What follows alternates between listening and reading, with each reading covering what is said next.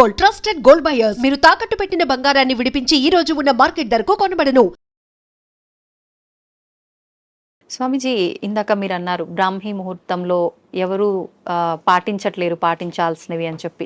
నిజంగా మన సనాతన ధర్మమే చాలా గొప్పది. అందులో బ్రాహ్మీ ముహూర్తం గురించి చాలా గొప్పగా చెప్పారు మీలాంటి పెద్దవాళ్ళు కూడా. ఎందుకు అంత గొప్పతనం బ్రాహ్మీ ముహూర్తానికి? ఫస్ట్ లేచినాక మలమూత్ర విసర్జన చేసేయాలి. 3:30, 4 o'clock. ఓకే. 15-20 minutes ఆ పని. వీళ్ళాక శుభ్రంగా స్నానం చేయాలి.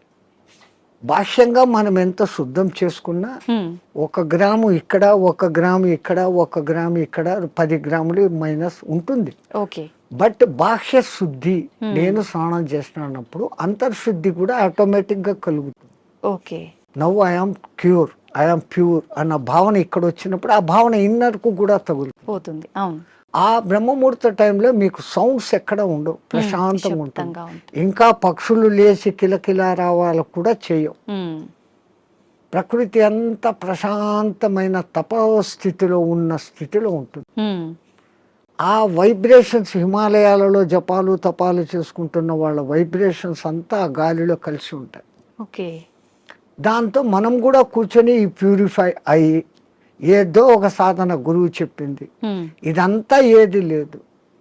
పత్రి చెప్పినట్లు శ్వాస మీద ధ్యాస, సంథింగ్ ఏది ఆలోచన లేకుండా కూర్చుంటే ఒక మనిషి ఒక దినంలో ఇప్పుడున్న పరిస్థితుల్లో ఇది అది అంటూ 60,000 ఆలోచనలు చేస్తాడు. సముద్రంలో అలలన్నా ఏ పొద్దున్నా అలసిపోయి గమ్మనైతాయేమో కానీ ఈ మనోతరంగాలు అలవడం లేదు. Okay. One after one. Even మీరు నిద్రపోయినా నిద్రలో 5 గంటల సేపు మనసే పనిచేసి కలలు చూపిస్తుంది. అవును. ఆ 1 గంట సౌండ్ స్లీప్, అది మన నిజమైన తత్వం. అక్కడ మనం ఆత్మతత్వంలో ఉన్నాం. బట్ ఆత్మతత్వంలో ఉన్నా మన సంగతి మనకు అప్పుడు తెలీదు. లేచిన తర్వాత I had a sound sleep అంటాను. సో ఈ సాధన ఉపాసనలు మన పెద్దవాళ్ళు నువ్వు మేలుకొని సుషుప్తి స్థితిలోకి పో అనేదానికి ఈ సాధనలు వ్యవహారాలు. ఓకే. అయితే ఇప్పుడు సాధనలు ఇవన్నీ చేయలేని వాళ్ళు, నార్మల్ వాళ్ళు ఇప్పుడు బ్రాహ్మీ ముహూర్తంలో ఇలాంటి పనులు చేయాలి, అలాంటి పనులు చేయాలి, అసలు కరెక్ట్ బ్రాహ్మీ ముహూర్తం అంటే ఏ సమయం నుంచి ఏ సమయం వరకు? అదే చెప్పాను కదా, 3 to 3:45 దేవతల టైం. ఓకే. 3:45 to 4:45 ఋషుల టైం. 4:45 to 5:45 మానవుల టైం. ఓకే.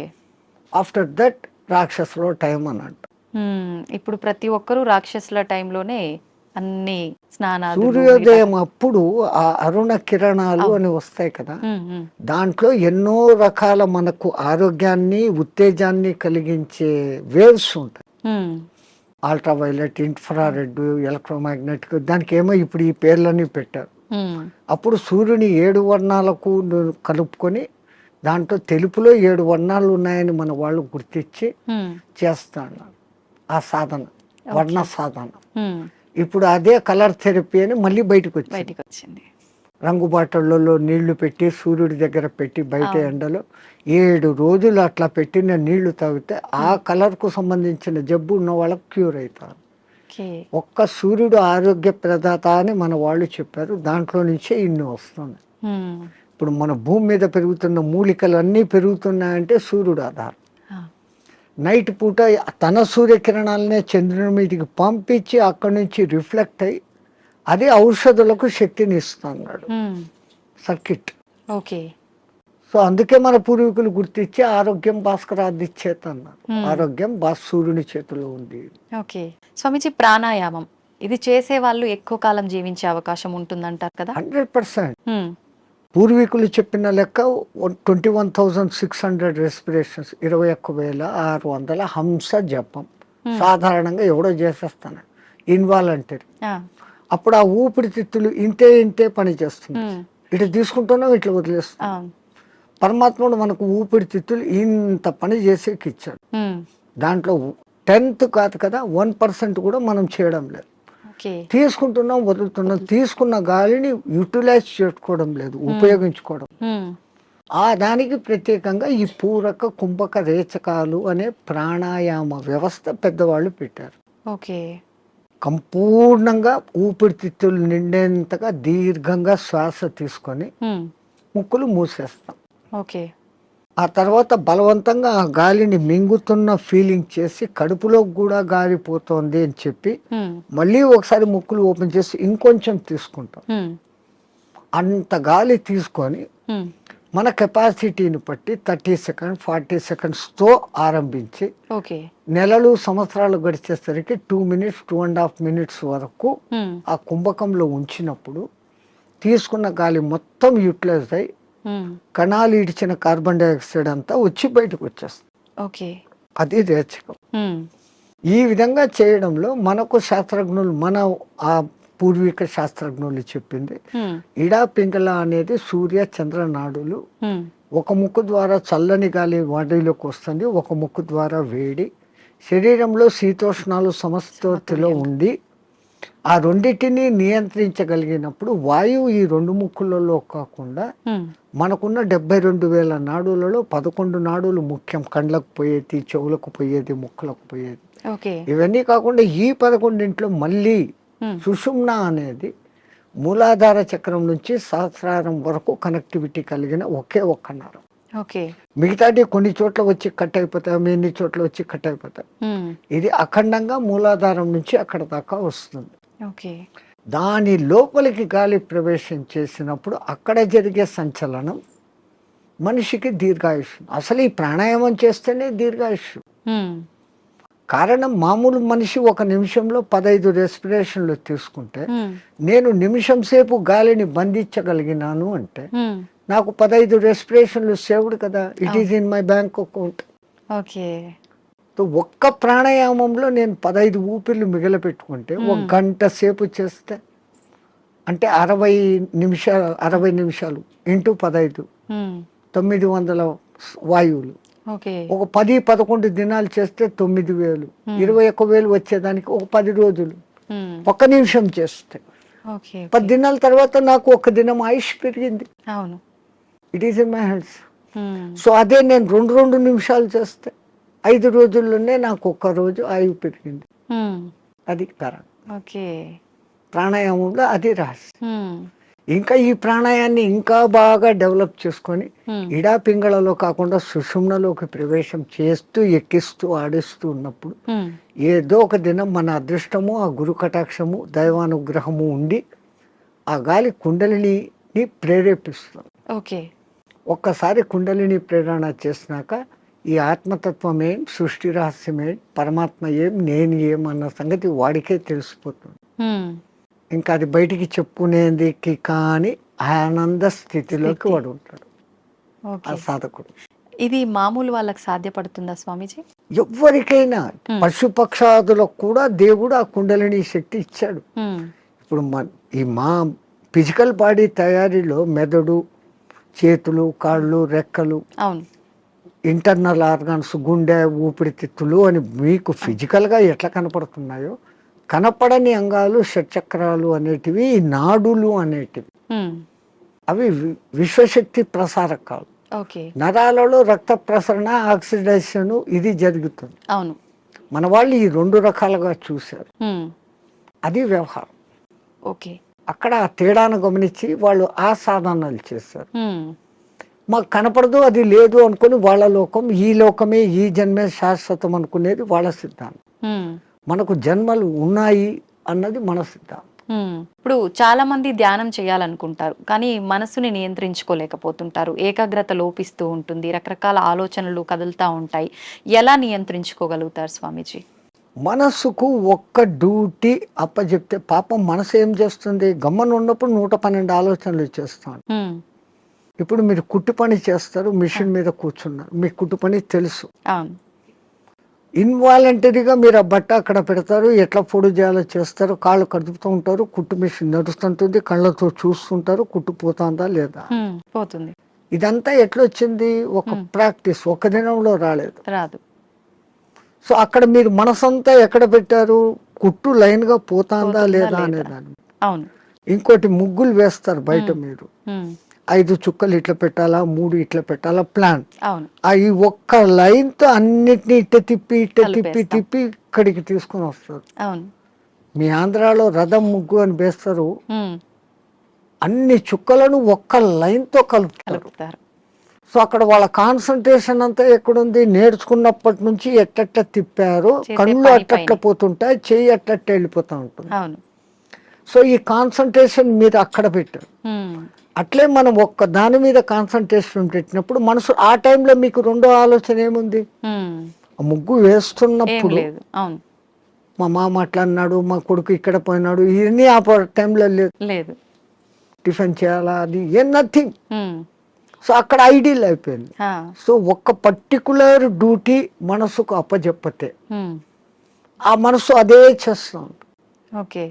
అందుకే మన పూర్వీకులు ఒక తమాషా ఎగ్జాంపుల్ చెప్తారు. ఉమ్, ఎవరో ఒక ఆయన తపస్సు చేశాడు, దేవుడు ప్రత్యక్షమైతే నా అన్ని పనులు చూసుకునేదానికి ఒక సెక్రటరీని నాకు అపాయింట్ చేయి. వాడు దేవుడే ప్రత్యక్షమైతే వాడు ఇట్లాంటి వరం అడిగాడు, ఉమ్, అది కూడా నేను చెప్పంగానే చేసేయాలా అన్నాడు. డేంజర్ రా, నువ్వు ఎప్పుడు దానికి పనులు చెప్పలేవు, అది పనులు చెప్పకపోతే నీకే తినేస్తుంది అని. ఉమ్, నో ప్రాబ్లం, నేను ఎప్పుడు పనులు చెప్తాను దానికి అన్నా. ఆ, ఆ దెయ్యం ప్రత్యక్షమైంది, నాకు ఒక 6 అంతస్తులు బిల్డింగ్ కట్టు అన్నాడు. ఉమ్, 6 అంతస్తులు బిల్డింగ్ కట్టేదానికి 2-3 ఏళ్ళు అవుతుందని వీడు అనుకున్నాడు. ఆ, అది పట్టు అనింది, బిల్డింగ్ తయారైపోయింది. ఉమ్, మహారాజ్ ఇంకేం పని అనింది, కుక్కర్ కావాలా, ఫ్రిడ్జ్ కావాలా, బెడ్ కావాలా, ఏసీ కావాలా, వీడు ఇట్లా అడుగుతున్నాడు, అక్కడక్కడ అన్నీ వచ్చేస్తాను. చేస్తా ఉన్నాయి. ఇంక ఏం అడిగేదానికి లేకుండా పోయింది. ఉమ్, ఇంకా దానికి పని చెప్పకపోతే వీడి పని పడుతుంది. అంతే. సో అప్పుడు వాడు గురువు దగ్గరికి పోయినాడు. ఉమ్, మహారాజ్ బుద్ధి లేక నేను ఇట్లాంటి వరం అడిగినాను, ఇది ఇట్లా చేస్తుంది అనుకోలేదు, what am I to do, క్యా కర్నా మై, ఆ, అరే ఉస్ భూత్ కో ఇతర లేకే ఆ దేయాన్ని ఎక్కడికి తే అన్నాడు. ఆ, అది వచ్చింది.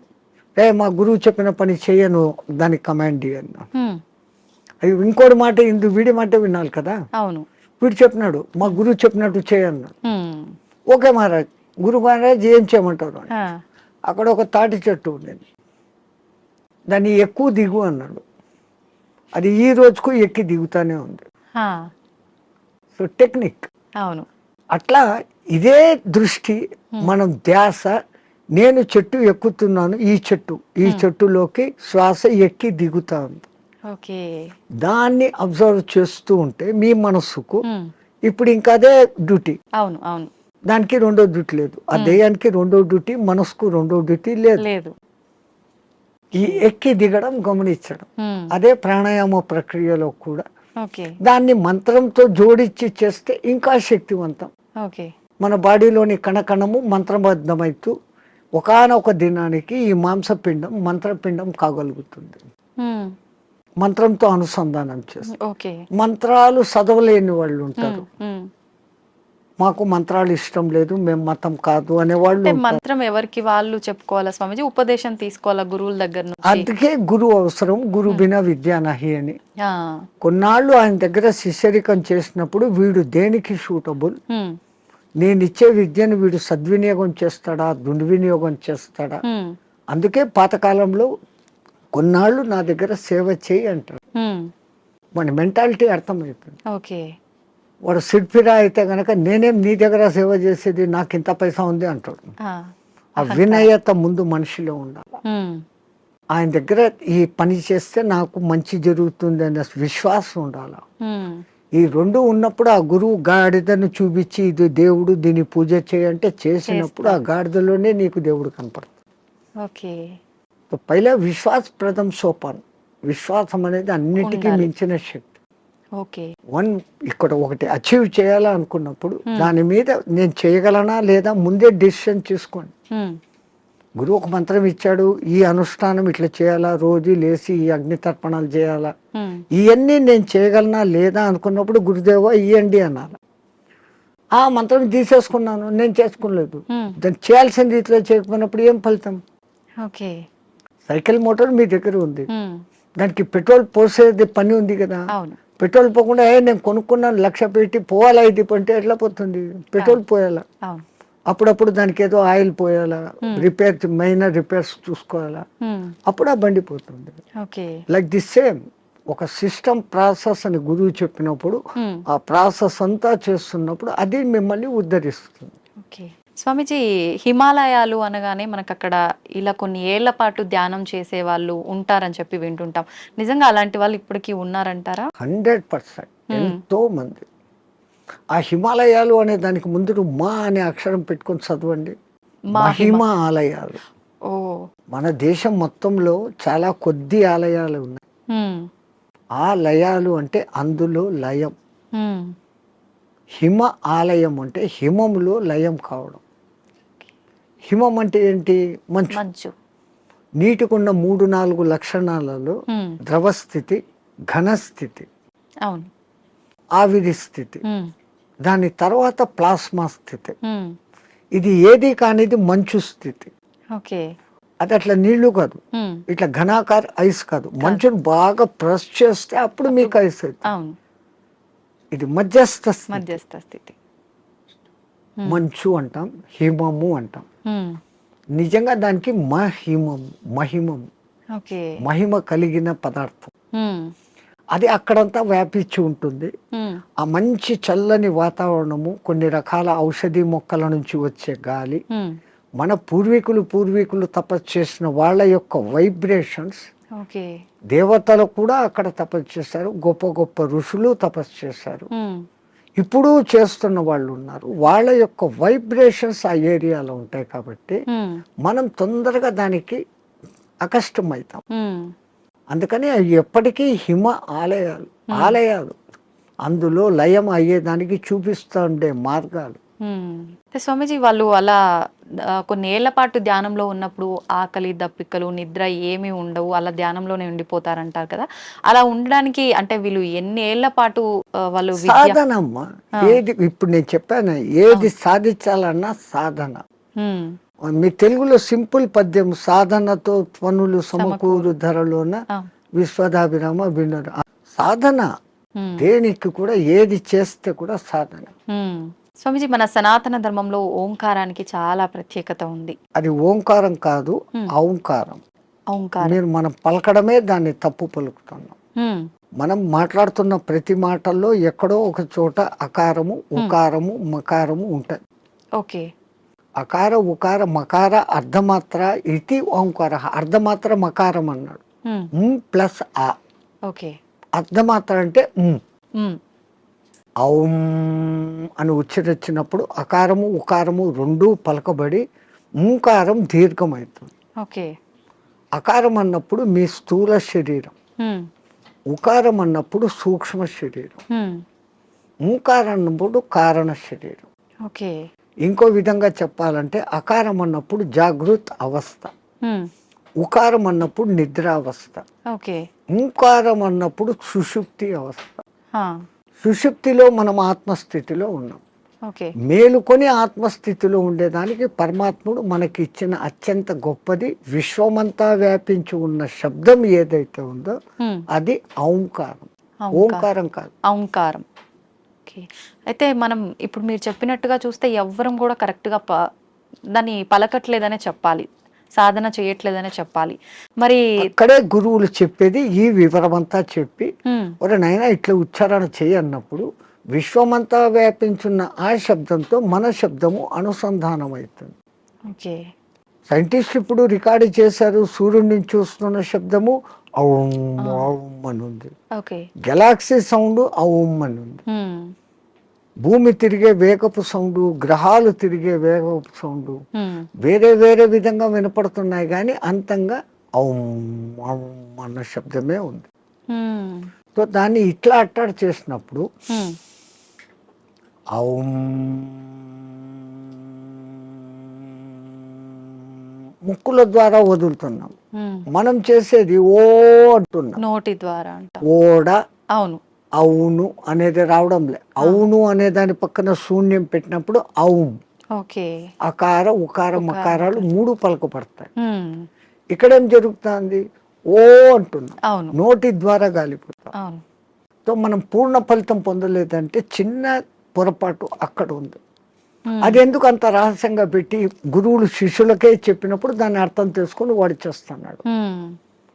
అందరికీ చెప్పాలా అంటే దానికి అర్హత ఉండాలి, ఆ ప్రాప్తత ఉండాలి. కానీ ఇప్పుడు అది కూడా మేము బహిరంగంగా అందరికీ చెప్తున్నాం. చెప్తున్నారు. నాయనా మీరు చేసుకునే వాళ్ళు పూజలు చేసుకునేటప్పుడు ఇట్లా చేసుకోండి, సామూహికంగా అర్చేయండి. అది అలవాటు అయిపోయింది, రాదు. అవును, అందరూ ఔం అని ఎక్కడా పలకరు. పలకరు. మనం ఒక్కళ్ళం అక్కడ అందరూ ఓం నమ శివాయ అంటే మనం ఒక్కళ్ళం ఇక్కడ ఔం నమ శివాయ అన్నామంటే డిఫరెన్స్ అయిపోతుంది. మనమే తప్పు చేస్తున్నామేమో అనేటట్టుగా స్వరం మారిపోతుంది. వాళ్ళందరూ మన దిక్కు చూస్తుంటారు. సో మనము ఇంట్లో కూర్చొని ప్రత్యేక సాధనలు చేసేటప్పుడన్నా కనీసం ఎక్కడ ఏది ఉచ్చరించాల్సి వచ్చినా ఔం అని ఉచ్చరించండి, ఓం అని కాదు. ఓకే, ఇంకా సామూహికంలో తప్పడం లేదు. 10 మంది కూర్చొని శివ సహస్రనామము అష్టోత్తరము ఏదో ఒకటి చేస్తాం. ప్రతి దానికి ఓం నమ శివాయ, ఓం శంభవే నమో, భయోశ్వరాయ నమో, నిధనపతి నమ, నిధనపతాంతకాయ నమ, వీటన్నిటికి ముందు ఓం ఓం అంటారు. ఓం ఓం అంటాం. మాకు ఇదే అలవాటు అయిపోయింది, ఓం ఓం అని అంటాం. ఓం అనేది మా నోట్లో రాదు. నిజంగా అంటే మనం పలకాల్సిన మంత్రం ఏదైనా తప్పు పలుకుతున్నాము అంటే దానివల్ల మనకు ఫలితం కలగకపోగా దోషం కలిగే అవకాశం ఉంటుందా స్వామీజీ? దోషము అని అంటే సైంటిఫికల్ గా మీకు నేను చెప్పాలంటే ఇప్పుడు ఈ షట్చక్రాలు అనేది పెటల్స్ తో ఉంటుంది. మూలాధారం 4 పెటల్స్ దళాలు, స్వాధిష్టానం 6, మణిపూరకం 10, అట్లా 10, 12, 16, 2, 50 అక్షరాలు దాంట్లో నిక్షిప్తమై ఉంటాయి. వర్ష అనేది మూలాధారంలో, పాప బాబమ్మ అనేది అట్లా ఒకటి వేరే వేరేగా ఉంటాయి. ఈ మంత్రం ఒక రిథమాటిక్ గా చదివినప్పుడు మీరు పియానో మీద అది అడ్డదిడ్డంగా కొడితే సరిగ్గా రాదు. వాడు వాయించాల్సిన రీతిలో వాయించినప్పుడు సుమధురంగా వస్తుంది. ఇట్లా ఈ మంత్రం కూడా ఆ లెహర్ చదివినప్పుడు ఈ పెటల్స్ కదులుతాయి. ఆ పెటల్స్ కదిలినప్పుడు ఆ చక్రం కంట్రోల్ చేస్తున్న మీ ఇన్నర్ ఆర్గాన్స్. మూలాధారము పెద్ద పేగును కంట్రోల్ చేస్తుంది. స్వాధిష్టానము చిన్న పేగులను, యూరినరీ బ్లాడర్ను, రీప్రొడక్టివిటీ ఆర్గాన్ను చేస్తుంది. మణిపూరకము డైజెషన్ సిస్టము, చిన్న పేగులు ప్లస్ అన్నాశయము, వీటిని కంట్రోల్ చేస్తుంది. అట్లా ఏ అంగాలను అవి చేస్తుందో ఆ జరిగే వైబ్రేషన్స్ ఆ అంగాలను శక్తివంతంగా ఆరోగ్యవంతంగా చేస్తాయి. ముందు మంత్రాలలో ఉన్న అర్థం ఇది. అందుకనే వాళ్ళు స్వరము ఇట్లా పలకాల ఇట్లా చేయాలని. వేదం అందరూ చదవలేము అంటే కారణం, ఓ గురువు దగ్గర 12 ఏళ్ళు నేర్చుకుంటే ఒక్క ఋగ్వేదం వస్తుంది మీకు. ఒక్కొక్క వేదం నేర్చుకునేకి 12 ఏళ్ల కాలం సుస్వరంగా. ఇప్పుడు అనేక మంది పాపం వేద పాఠశాలలు పెట్టి మళ్ళీ మన పూర్వ సంస్కృతి ఇంత గొప్పదన్న సంగతి తెలుసుకుని ఎట్లా చేస్తే బాగుంటుంది ఏమన్న సంగతి మీద పోతున్నారు. వేదం అంతా సైన్స్ అమ్మా, ఊరికే ఏది చెప్పలేదు. సంధ్యావందనం చేసే దగ్గర నుంచి సైన్స్. ఇప్పుడు వీళ్ళు చేసే సంధ్యావనం తప్పు పట్టడం కాదు. పాతకాలంలో వాళ్ళు ఏం చేశారు, నదిలో వక్షస్థలం లోతు నీళ్లలో నీటికి ఎదురు ప్రవాహానికి నిలబడి ఓ చెంబుతో నీళ్లు తీసుకొని ఆ సూర్యుని దిక్కు పెట్టి ధారగా వదిలేవాళ్ళు. ఎప్పుడైతే ఒక మనిషి ఇంత లోతు నీళ్లలోకి పోతాడో అపాన వాయువు ఆటోమేటిక్గా పైకి వస్తుంది. మామూలు నీళ్ల తొట్టిలో ఒక ఎంటీ చెంబును ముంచండి, ఎంత ప్రెషర్ వస్తుంది, లోపల కానీ పైకి రావాలని చూస్తూ ఉంటాం. అదేమో ఇంత చెంబు, ఎంతో బలం ఉపయోగించాలి. సో ఈ అపాన వాయువు పైకి వస్తుంది.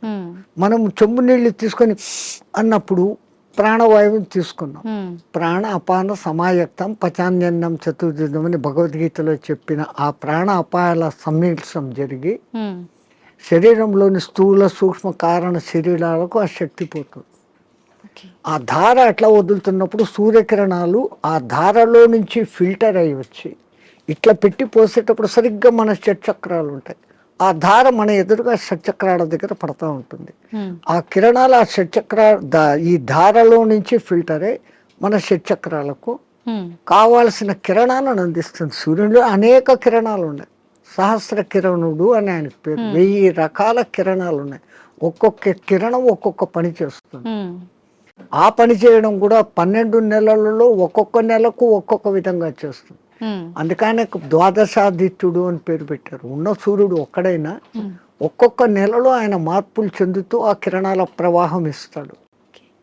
ఇప్పుడు ఈ విధంగా సంధ్యావందనం చేసినప్పుడు రావాల్సిన గుడ్ కిరణాలు మనలోకి వచ్చి ఆరోగ్యం బాగుంటుంది, చక్రాలు నీట్గా యాక్టివేట్ అవుతాయి.